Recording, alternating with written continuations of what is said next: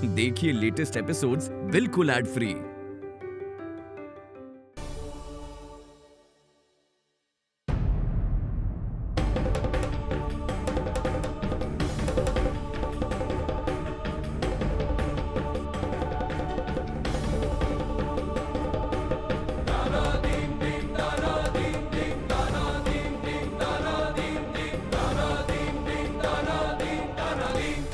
बस कर आरती, फिर उहे रोना लेके बैठ गेलू तू। प्यार जबरदस्ती हासिल ना कई जला आरती। हम यहाँ अपन प्रॉब्लम लेके आए नहीं, अपन परेशानी शेयर करे आए नहीं तो से, और तू उहे पुराना राग लेके बैठ गेल बाड़ू। तू कबो ना बदल सकेलू ना आरती। अपना अलावा के और दिखाई ना दिला तो क्या? अरे वो हमार घर बा, हमार हक बा ऊपर। तू हमके वो घर द ना द, हम ओके हासिल करके रहा। अरे वो हमार माँ बाबा बड़े मानत बानी की आज नाराज बड़े हमसे बात नहीं खन करे के चाहत। आज ना तक कल हम उनके मना ही ले, मजबूर बानी हम, लेकिन इतना भी ना कि तोहरा खातिर अपना प्यार के छोड़ दी। ना प्रशांत, तू हमरा के गलत समझ बस कर आरती, जा यहाँ से। ना चाहिए तोहर मदद। हम पागल रहनी जे तो से उम्मीद रखनी तो के केहू और मिल गिल बना तक खुश रहो कर साथ, और हमके भी चैन से जिए दा। प्रशांत हमारी बात सुना।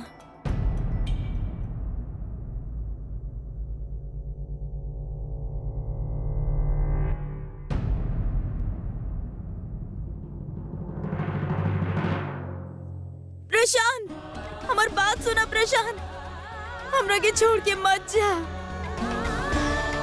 हम तरह से बहुत प्यार करे नहीं प्रशांत, तरह से ही हमारी जिंदगी बा। तू हमरा के भूल सकेला, बाकी हम तरह के ना भूल सके नहीं, काहे कि हम तरह से बहुत प्यार करे नहीं।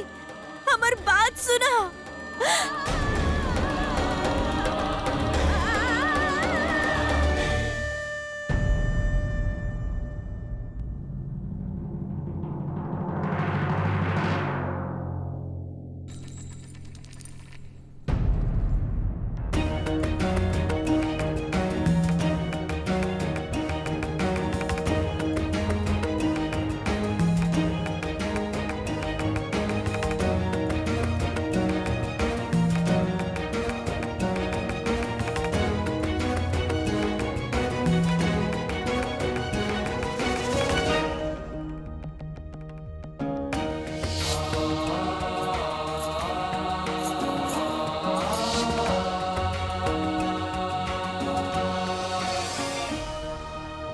इतना देर हो गई, आरती अभी तक ना आई।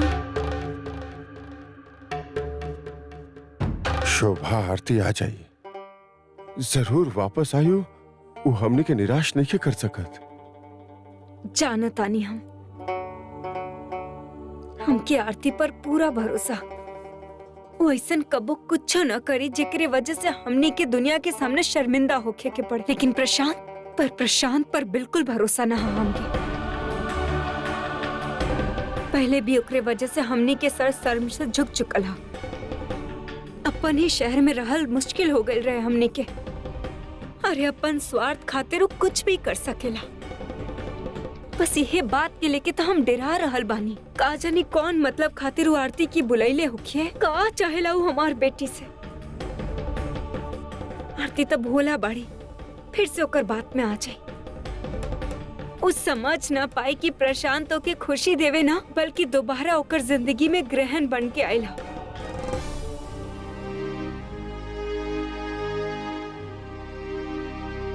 वापस आजा हमार बेटी, वापस आजा, जल्दी वापस आजा। यशी जैसन नेक इंसान के छोड़ के तो के प्रशांत जैसन फरेबी और मतलबी आदमी के पास ना जाए के रहे। कुछ ही देर में संगीत की रस्म शुरू हो जाए। जल्दी आजा हमार बच्ची, जल्दी आजा। भगवान आरती के रक्षा करब। बड़ा इंतजार के बाद था ओकर जिंदगी में खुशी दस्तक देले। हा कहीं खुशी लौट न जाए। वापस आजा, वापस आजा आरती, वापस आजा।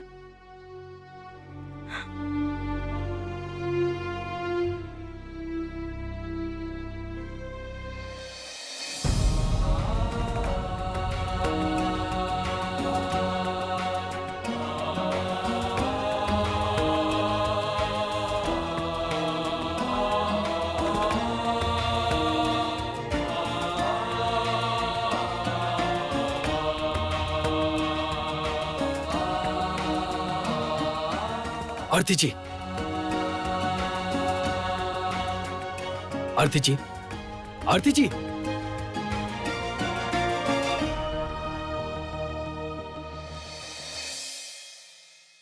तोहरे बाबूजी से झूठ बोलकर आधा घंटा कार्यक्रम लेट करवा देनी और समय का कितना पाबंद बाड़े पता बना तोहरा के।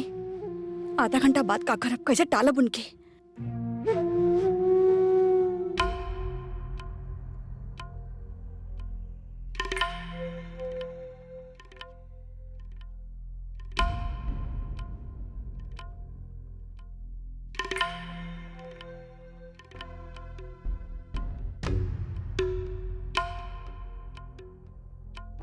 शोभा जी, का कहल जाए इनसे? ये पंकज भी अभी तक यश के लेके ना आयल। हमरा तो कुछ समझ में नहीं आया का कहल जाए इनसे। ओ अंश खातिर दूध और बिस्किट लेके जा रहल बानी। भूख लगल हो कि ना ओके?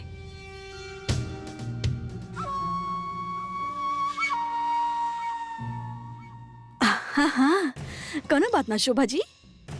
इहे तो दिन होकर खाए पिए के। जी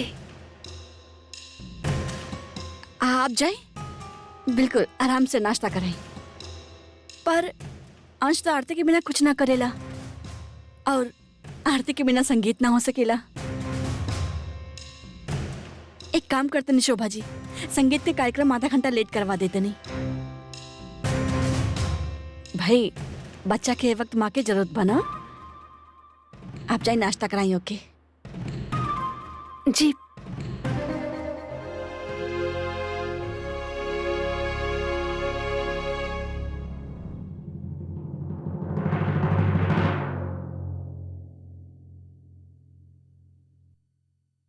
आधा घंटा खातिर तो मामला टल गई, पर आधा घंटा बाद का होगी?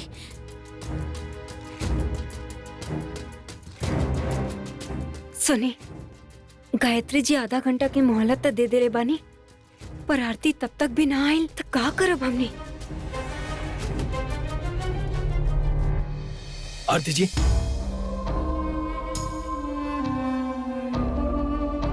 आरती जी,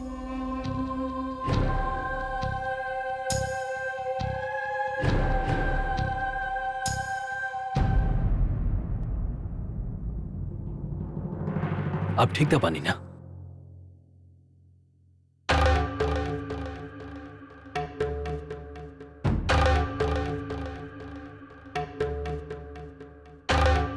हीरा भाई, ये तो वह बात हो गई कि बगल में छोरा और गांव भर में ढिंडोरा। परेशान हो गए नहीं हम तोरा के ढूंढ ढूंढ के।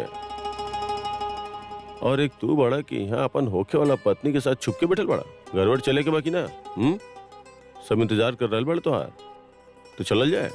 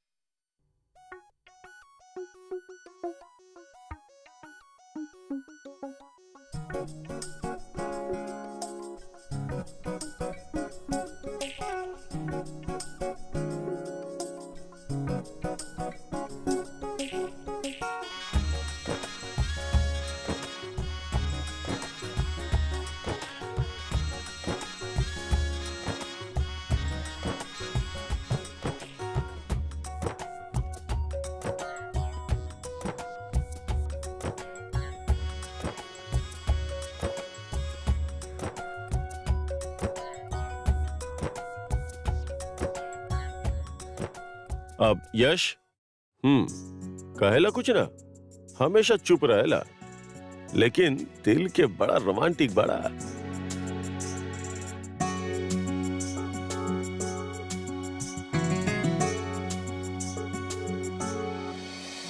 अब हमरा पूरा विश्वास हो गइल बा कि आरती यश के जीवन में खुशियां भर दी ही और फिर से मुस्कुराएल सिखा दी ही।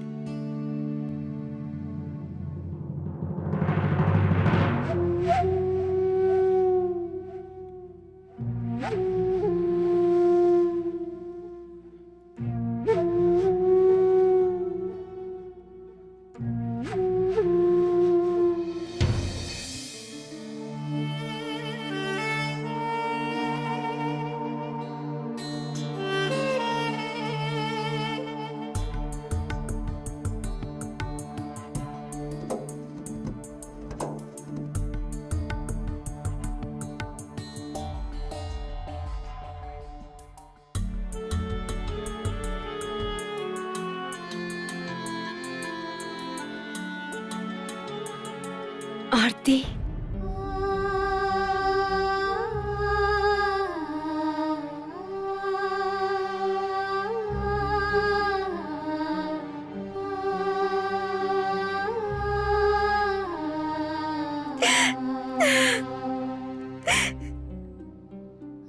हमरा खातिर वहाँ कुछ न रहे माँ। हम लौट आई नहीं, हम खाली हाथ लौट आई नहीं।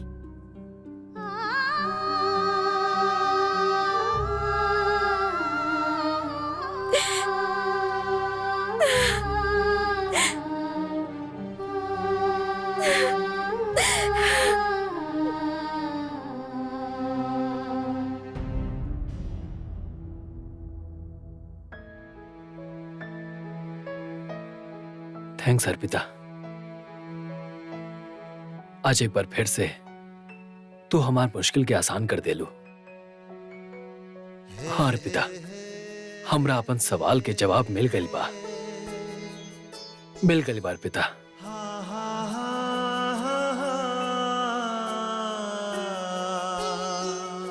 आरती जी के जिंदगी में भी केहू बा जकरा के वो कबो नहीं भुला सकत। उनकरा मन में केहू और के नाम लिखल बा, जौन मिटाइल उनकरा खातिर नामुमकिन बा।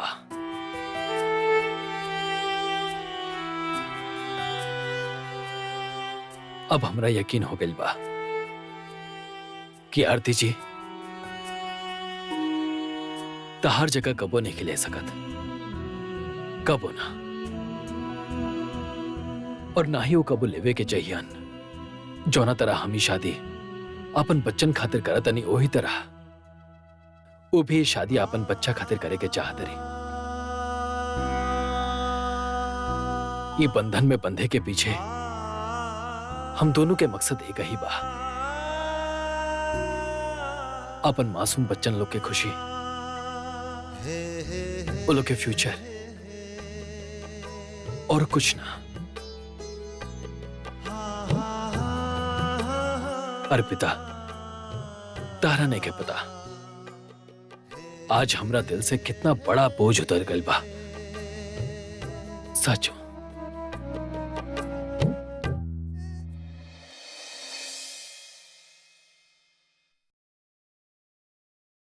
यही से तो के मना करत रहनी, रोकत रहनी, हम ना चाहत रहनी कि तू ओकरा से मिले जा, काहे कि हमके पता रहे कि वो फिर से तोहार दिल दुखाई।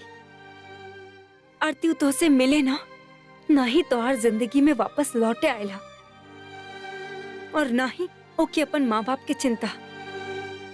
अरे ओके कुछ चाहिए तो सिर्फ और सिर्फ तोहर बाबूजी के घर, और कुछ ना।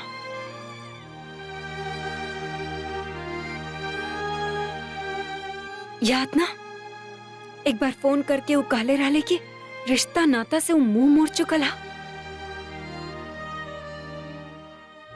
ईट पत्थर के दीवार के लालच ना छोड़ ले आज तक। आरती तो हर सबसे बड़ भूल रहे जे तू हमार बात न मान लो और प्रशांत से मिले चल गई लो। इतना अच्छा भल की अर्जी ठीक समय पर रोजा पहुंच गलन और तो क्या ऐजा ले आलन, वरना पता ना का हो जात।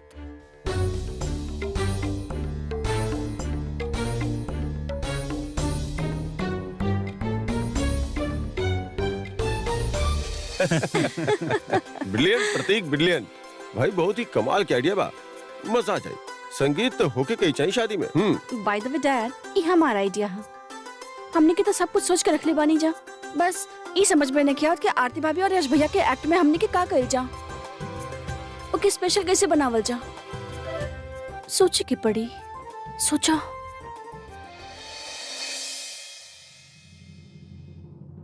यस, मिल गया आइडिया।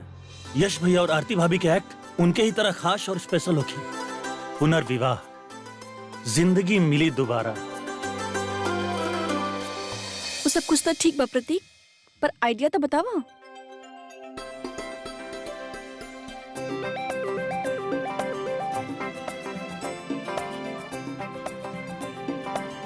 Great idea. आज के शाम बड़ा रॉकिंग होके वाला बा।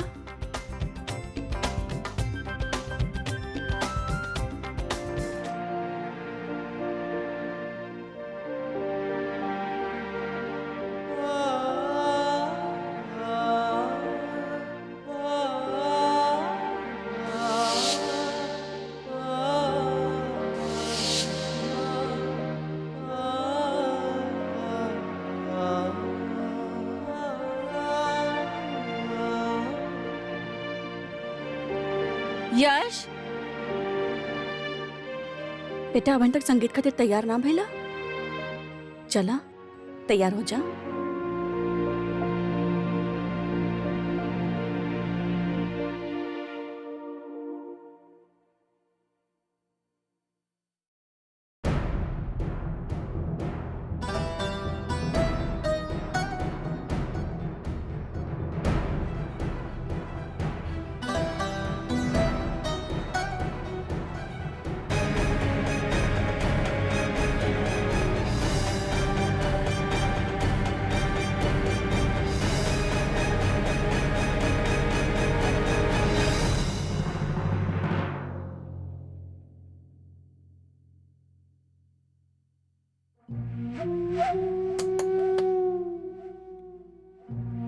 तू जरा बाहर जेबू, हमके अपने बहू से बात करे के बा।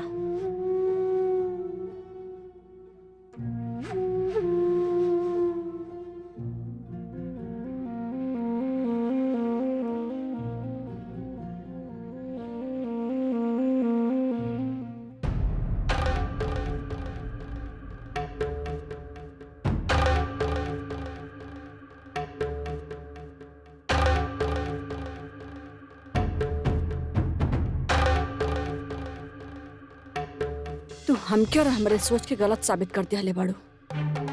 हमके लागल रहे कि दूसरा शादी है तुहार, एक तरह से समझौता। तुहार अरमान तुहार खुशी परिधि खनी ना होगी,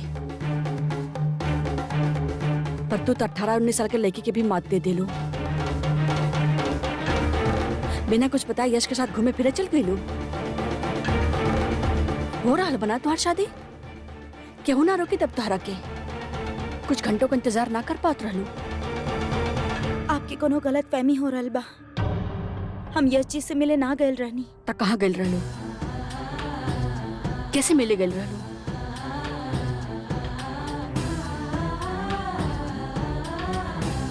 हम समझाइले रहनी तोहरा के, और तोहरा के खुद भी पता बा दूसर शादी है तुहार। पता बना हल्दी के रस्म के बाद लड़का लड़की आपस में ना मिले ने, मिलल का बात तक ना करेले। सारा रीति रिवाज जाने के बाद भी तू ई बेशर्मी कैलू।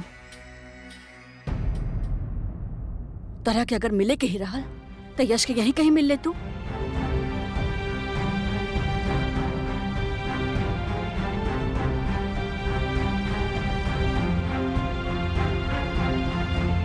एक बार ये गलती माफ कर दे तनी।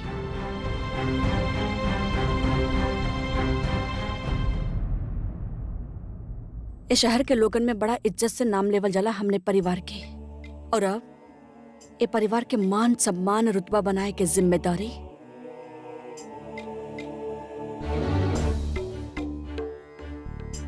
तुहार भी है।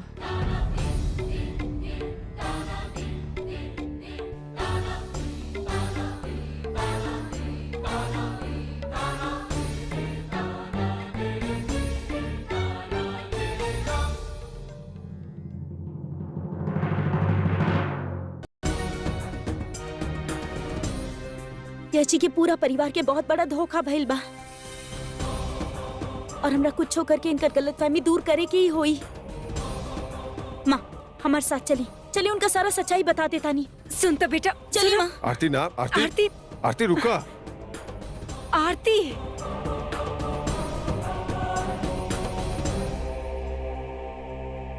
यश जी, यश जी हम जाना तनी बहुत देर हो गई, बाकी हम कहा करी ये बतावल भी बहुत जरूरी बा,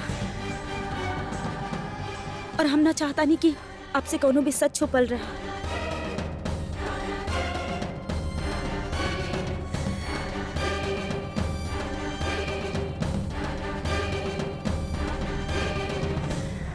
समझ में नहीं आवत कि आखिर हो का रहल बा। पहले अर्पिता बहु कन्यादान के बाद के लेके बवंडर मचा दिहली, और अभी परिधि। माँ, बाबूजी, हमरा आप लोग से कुछ बात करे के बा।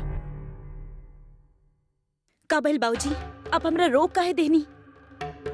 यश जी के सच्चाई काहे ना बतावे देनी? जानत बुझत तू ऐसा कैसे कह सकेलू? और अगर कहे कि भी रहे आरती तो वही वक्त कह दे तू जोना वक्त तोहरा ई बात के पता चलल। अब शोर मचावे से का फायदा?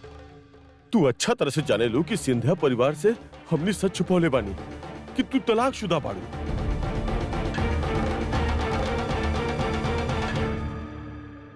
ना बाबूजी, हमरा ना पता। ई का कर रहल बाड़ू तू? गणेश स्थापना के वक्त तोहरा पता चल गई रहे।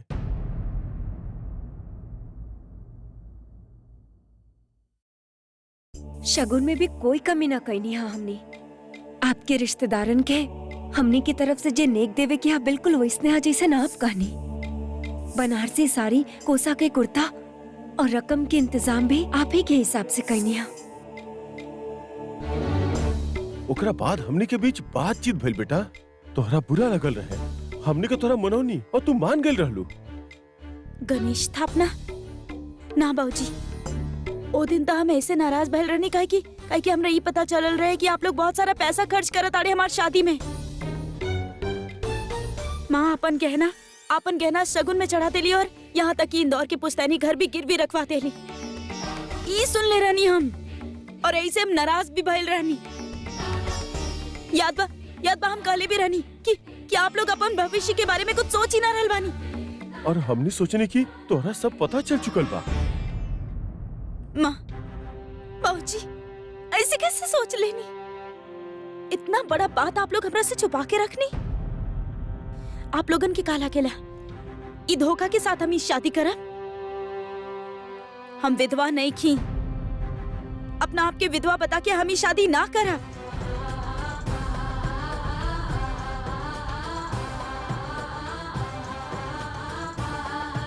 कैसे सोच लेनी आप लोग कि हम इतना बड़ा झूठ खातिर मान जाए? इतना बड़ा धोखा दे? बाबूजी, आप उन लोगन से इतना बड़ा झूठ काहे बोलनी? काहे?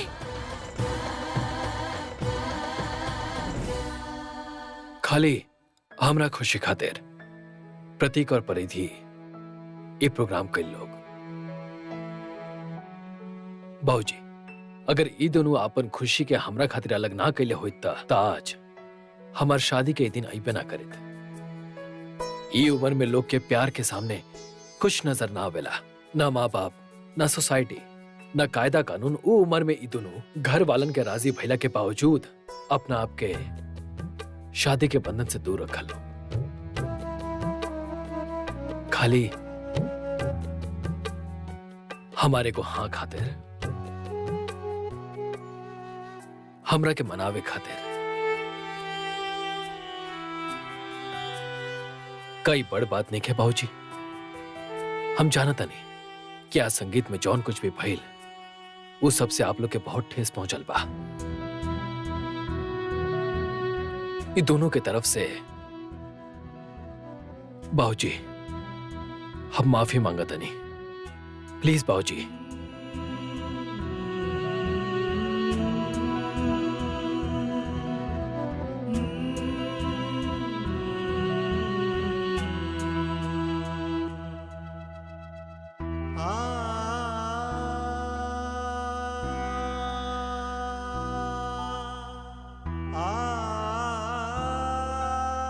गायत्री, आपन दोनों बच्चन के बारात की तैयारी करा।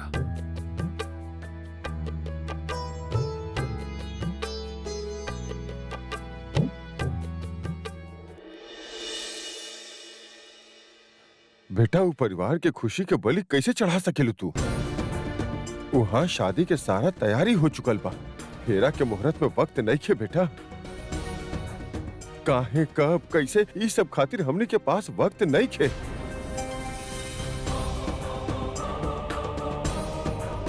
माँ, आप तो हर बात बांटे नहीं ना हमरा से। फिर आप इतना बड़ा बात हमरा से काहे छुपैनी? काहे ना रोकनी बाबूजी के?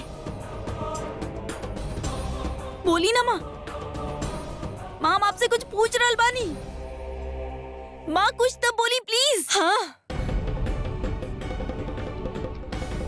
इस सच के छिपावे में हम तो हर बाबूजी के साथ देनी। खुद गर्ज हो गई रहनी माँ अपन बेटी की खुशी खातिर। हाँ, हम सच छिपैनी ऊ लोगन से तोहरा से काहे कि बीतल समय के साथ तोहर घर गृहस्थी बसावल मुश्किल होखत रहे। आरती, हमने अपना आप के कितना ही नया ख्याल के काहे न मान ली, लेकिन सच्चाई है हम भी अभी जाननी है कि आज के जमाना में भी एगो लड़की खातिर नया शुरुआत करल, एगो नया रिश्ता बनावल बहुत ही मुश्किल है। पर बेटा, तू ही भरल दुनिया में अकेले रह जा, हम तो चैन से मर भी ना पाए।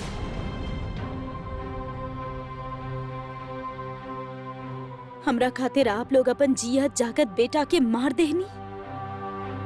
हाँ हाँ, काहे माँ,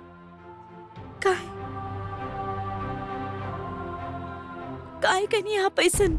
जौन बेटा के इतना दर्द सह के पैदा कईनी, जेकर सलामती खातिर रात दिन ईश्वर से प्रार्थना कईनी, 26 साल जेकरा साथे हंसनी रोईनी, न जाने कितना रात आंख में काटनी, उहे बेटा के मरल कहनी हम। जौन पिता के अपन बेटा पे इतना गुमान रहे, मान रहे, वो भी यह जतैलन कि मर चुकल है। लेकिन बेटा, इमे भी हमने अपन बेटी पहनी, और वो बेटी के खुशी खातिर ही माँ बाप कुछो करे खातिर तैयार है बेटा, कुछ भी। ना माँ, इतना बड़ा झूठ के साथ हम ये जिंदगी ना जी सकेनी। अगर यश जी हमरा अपनावे चाहे ले, तो हमारी सच के साथ ही हमरा अपनाई है। हम तय कर ले बानी, हम अपन तलाक के बारे में बतावे के बाद ही दुल्हन बना।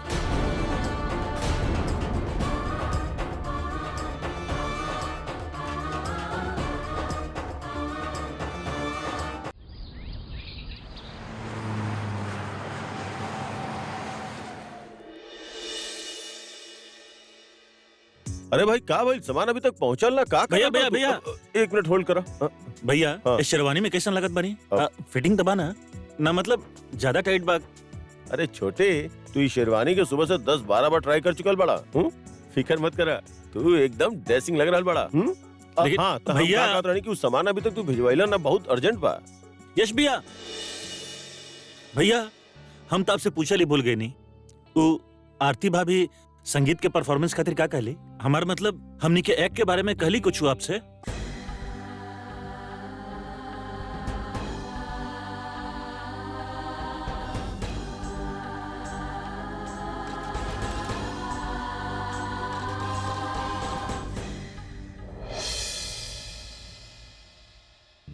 नमस्ते।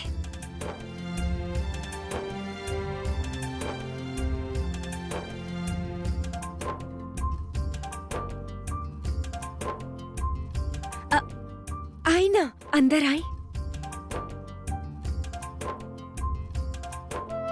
ग्रीन साड़ी। ये ले शोभा जी, फेरा के मुहूर्त 8 बजे निकलल है, जी। लेकिन उससे पहले अर्पिता बहू के यश के एगो छोट के पूजा करे के होखी। अपने अपने स्वर्गवासी साथी खातिर, उनके आत्मा के शांति खातिर उनके श्रद्धांजलि देवे के होखी।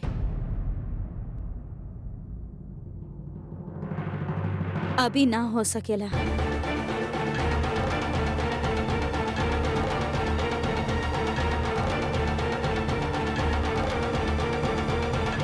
काहे? अब ए रस्म से भी तोहरा के आपत्ति बा? जान सकत नहीं काहे? काहे कि आप लोगन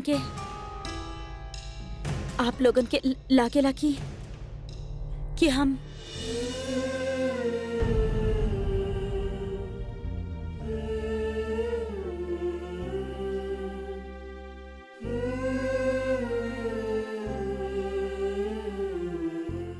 तू जवाब ना देलू हमरा के अर्पिता बहू। काहे तू ई पूजा ना कर सकेलू? पूजा होगी गायत्री जी, आरती पूजा करी। वो घबराहट में कर मुंह से ना निकल गईला। भला ये पूजा काहे ना करी? चला तनी अर्पिता बहू के मंडप में समय से ले आए जी। और ये बार मुस्कुराहट के साथ।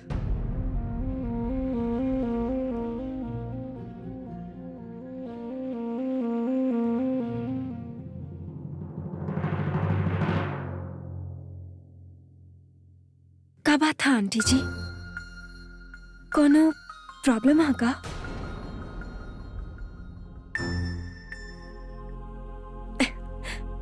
फिर ठीक है। अब हम और मम्मी जी घड़ा भराई के रस्म खुशी खुशी कर पाई। घड़ा भराई के रस्म ई का हो खिलावे दीजिए। ये हमने के यहाँ के खास रस्म है आंटी जी, जेमे दूल्हा के माँ और घर के शादीशुदा बहू बारात से पहले घड़ा में पानी भर के ओके अपन सर पे उठा के नाचते गाते कुआं तक जायली और फिर वो कलश के ओजा पर पूजा करके ओकर पानी कुआं में अर्पित करके घर के नया बहू के सारा जिम्मेदारी सौंपे के रस्म करेली। अरे वाह, कितना मजा आई। जी आंटी जी, बिल्कुल। घर के काम से, चूल्हा चौका से हटके कुछ अलग करे के मतलब नाचे गाए के मौका मिलेला। अच्छा चला तानी। वैसे अभी दुल्हन के पास सजे सवरे के बहुत समय है, लेकिन हमनी के मेहमान तक घड़ा भराई के रस्म खातिर आ चुकल बाड़न। हम चलत तानी, हमके देर हो रहा। ओके।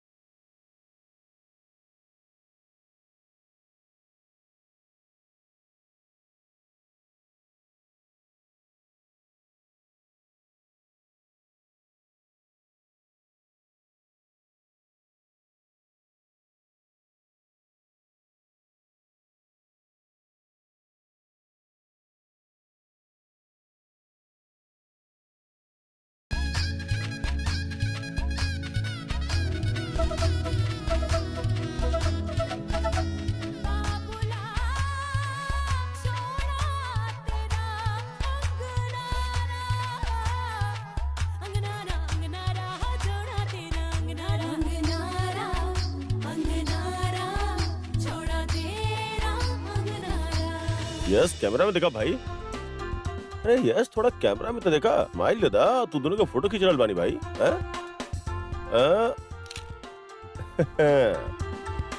वाह, का लग रहा बड़े हमारे दोनों भाई, कमाल। ना भैया, यश भैया हमसे ज्यादा स्मार्ट लग रहा बड़ा बाना। बिल्कुल गलत। हमार दोनों ही देवर बहुत स्मार्ट लग रहा बाड़न, क्योंकि नजर ना लगे।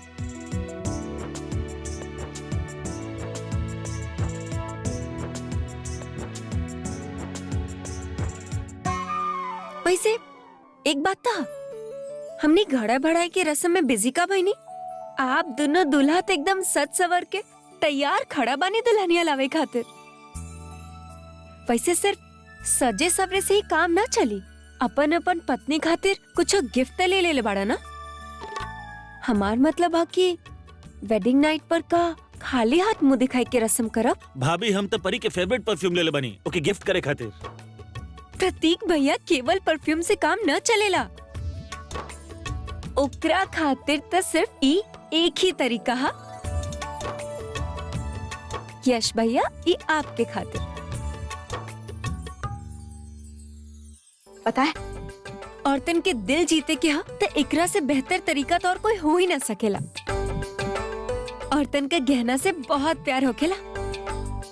पहले गहना दा और फिर बाद में तारीफ, फिर देखा। वैसे मम्मी जी से सिफारिश करके हम अपन दोनों देवरानी खातिर गहना लेनी है। अच्छा बा ना? हाँ भाभी, बहुत अच्छा बा, थैंक्स। पंकज बेटा, अरे बाबूजी, हमारे वो काम दिल रहने तू लोग के चक्कर में हम सब भुला गए। नहीं, हम आवत नहीं अभी। भैया एक मिनट। अरे प्रतीक भैया, वो गिफ्ट संभाल के रख दे। हे प्रतीक भैया भी ना पता ना रखा भी कि ना भूल ही जइहन।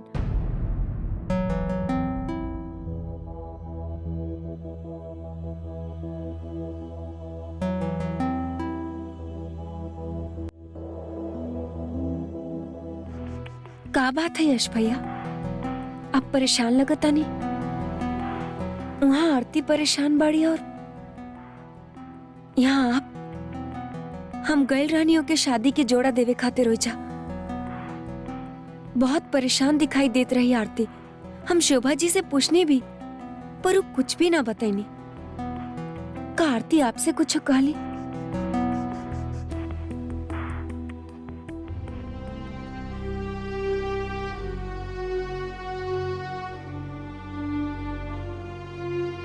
ठीक है, आप अपन ख्याल रखिए और एक भी संभाल के रख दिए।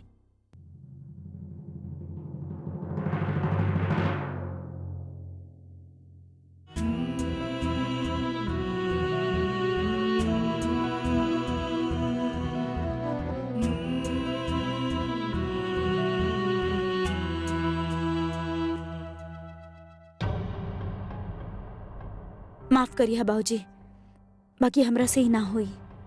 हम मानता नहीं आप लोग हमार खुशी खातिर सच छुपैले बानी, बाकी एक ना एक दिन इस सच सबके सामने आवे की ही बा। और हम ना चाहता नहीं बाबूजी कि हमार वजह से आपके और माँ के सर शर्म से झुके। चली माँ, अभी चल के उन सबके सच बता देता नहीं। का कहल जाए उनकरा से? का बताए उनकरा कि हमने उनकरा से झूठ कहनी? चला सर झुका के हम ही कह भी देता नहीं, अपमान भी सह ले हम, लेकिन ओकरा बात का अंदाजा बात तोहरा की का हो कि तोहरा साथे आरती कम से कम 500 लोग आयल बड़े इस शादी में। का यश और यश के परिवार वाला ही बेइज्जती बर्दाश्त कर पाई है? हमके अच्छा तरह से याद बा कि गायत्री जी ट्रेन में का कहले रहली। एक विधवा के बहू बनावल उनकरा के मंजूर बा, लेकिन तलाकशुदा के कबो बहू ना बनहिए हूँ। टूट जाई शादी आरती, टूट जाई। तब फिर टूट जाए दी शादी के।